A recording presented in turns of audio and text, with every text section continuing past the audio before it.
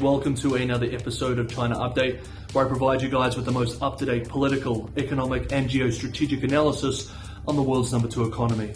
My name is Tony. Let's jump in. Okay, happy Friday everybody. Weekend is almost upon us. Let's just dive in, and we need to start with the housing crisis. The market is responding positively to a landslide of policy easing across the country and reports that a desperate Beijing is willing to backtrack on its years-long deleveraging efforts in order to generate a rebound in the housing sector.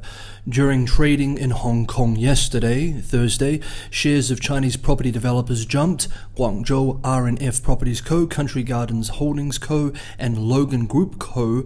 were all up nearly 10%. Developers on the mainland exchanges saw similar market elation. The market appears excited about recent easing announcements in recent days, and in particular about a report by market data provider REDD Intelligence, which, citing unnamed sources, claims that, quote, Chinese President Xi Jinping has given his approval for local governments to relax home buying restrictions in regions other than the 4 top-tier cities of Beijing, Shanghai, Guangzhou, and Shenzhen. End quote. If this report is accurate, this is quite a big deal. Quote, home buying curbs have been central to China's real estate market control measures, and Mr. Xi's willingness to relax such restrictions demonstrate the extent of Beijing's commitment to stimulating housing demand and boosting investor confidence. This acts as an important top-level policy support confirmation and market sentiment catalyst. End quote. But even the so-called first-tier cities just listed above are seeing policy easing.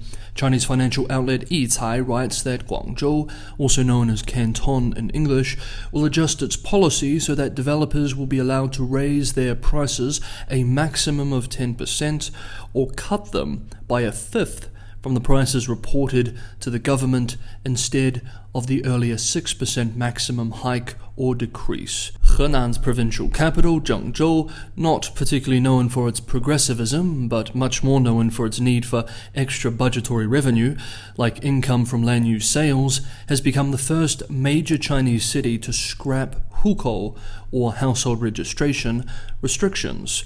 According to local officials, the move is intended to, quote, stabilize the real estate market and attract talent from across the country, end quote. People who settle in the city, including the downtown area, can now apply for household registration and purchase properties. Next up, for the economy, Bloomberg's Hong Kong team writes that China's yuan weakened past a key 7 per dollar level for the first time in more than 2 years, as, quote, a fragile economy and the strength of the greenback weighed on the currency, end quote. While the People's Bank of China has set a string of stronger-than-expected yuan fixings, which we've covered in recent weeks, and reduced the foreign currency reserve ratio for banks to stem the currency's losses, the outlet argues it's merely slowed the decline. Finally, for the economy, let's touch on something a little bit lighter. US coffee giant Starbucks has announced plans to open 3,000 new stores in the People's Republic of China mainland through 2025, bringing total locations to 9,000 stores and accelerating China past the United States as its biggest market. In 2022, China represented 16% of the Seattle-based coffee chain's global stores and 7% of total global revenue. Starbucks, with an optimistic outlook on the Chinese economy, plans to double revenue by 2025.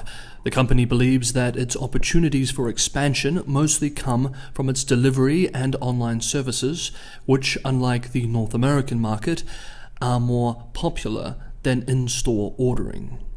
Hey guys, if you enjoyed today's episode of China Update, don't forget to hit the like button. And as always, anyone who wants to go the extra mile and help me continue making China Update, help me transition to doing this channel full time, and help me ensure that China Update is primarily subscriber supported and thus not have to rely on corporate sponsorship, Patreon and Buy Me a Coffee links are in the description below. Thank you so much everybody for the ongoing support. Okay, next up, as expected, General Secretary Xi Jinping has met with Russian leader Vladimir Putin in Uzbekistan. In the Thursday meeting, Putin acknowledged for the first time Chinese concerns about the war in Ukraine, expressing, according to the official meeting transcript, quote, "We appreciate our Chinese friends' balanced position in connection with the Ukraine crisis. We understand your questions and your concerns in this regard." End quote. Putin also listed his company's support for a series of Beijing's initiatives, foreign and domestic, and wished China success for its upcoming 20th Party Congress. Some analysts have commented that the statement seemed somewhat unbalanced, with Russian engagement much more like a junior partner.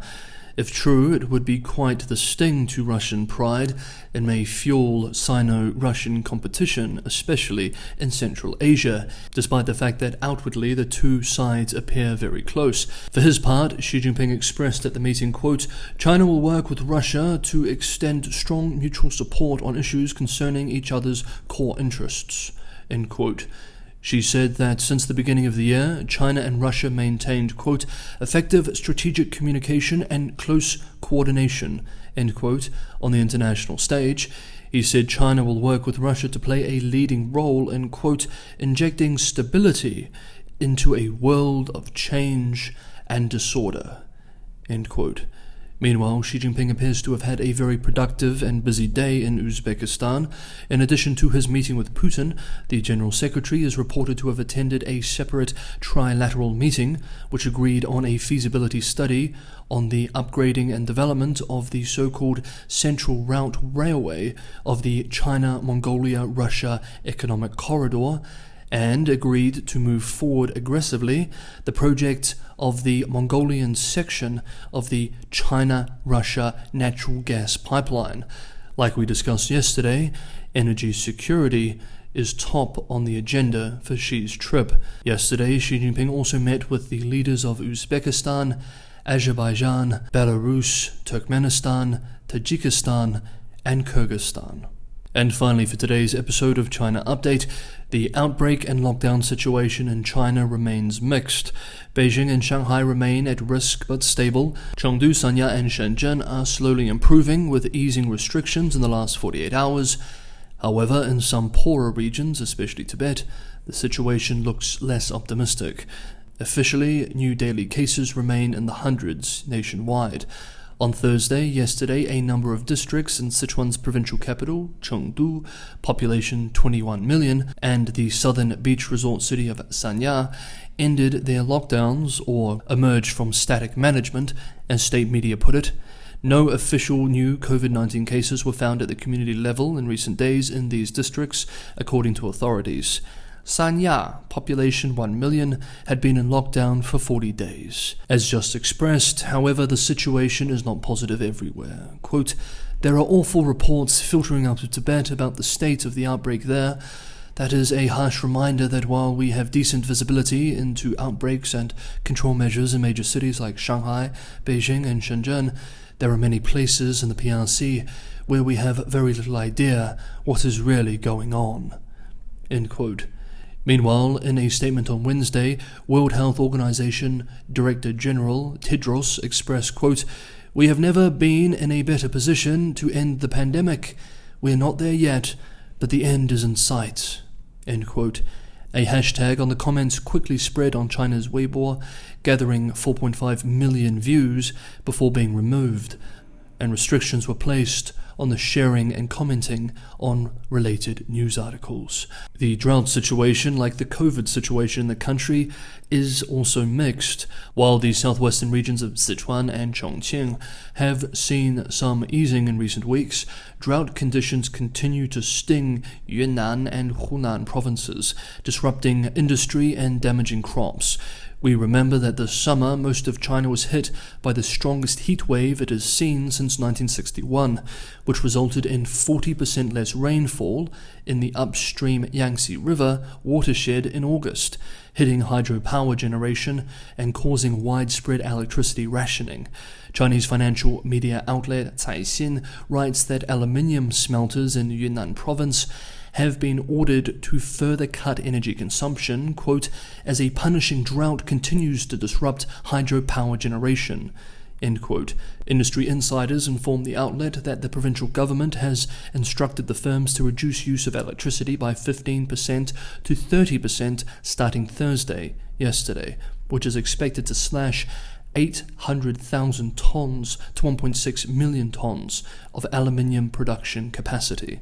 Quote, Yuan relies on hydroelectric plants to generate power, with hydropower accounting for nearly 80% of the province's total installed generation capacity. End quote. In a separate report, this same outlet writes that south-central China's Hunan, Hunan, not to be confused with the further north Henan, Henan province, one of the nation's top rice-producing areas, is, quote, expected to suffer severe drought in the early fall as no rain and higher than average temperatures are forecast for the next 10 days, end quote. The local Water Resources Department announced yesterday that about 80% of the landlocked province is expected to experience severe drought, and 35% of the area is likely to suffer extreme drought. Okay, that is today's episode of China Update. Thank you so much, everybody, for watching. I'll see you tomorrow.